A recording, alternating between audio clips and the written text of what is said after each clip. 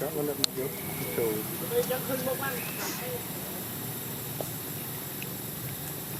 đi skin chào cả anh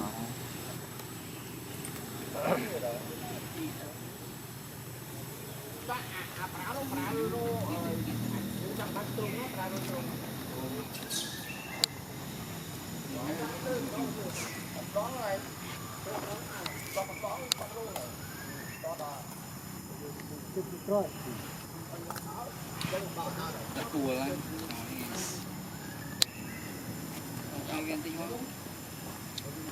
giúp với đâu tuổi thì hả bằng ở cua mới biết chạy ăn cua về là xứ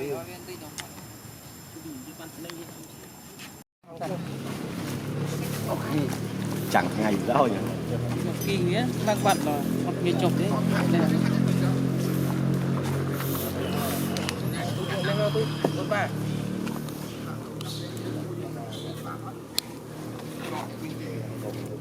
cái nó bao nhiêu con cam mà đâu đặt thêm đi